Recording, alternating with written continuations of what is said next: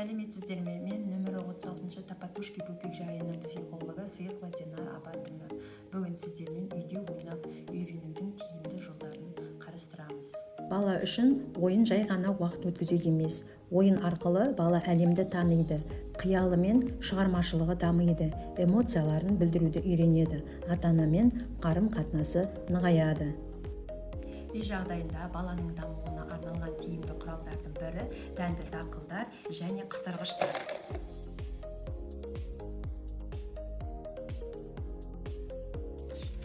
Балалардың қол моторикасын дамыту үшін арнайы түрлі түсті бояумен осы үйдегі бар макарондарды бояп, жіпке тізіп, оны моншақ қылып жасауға да болады.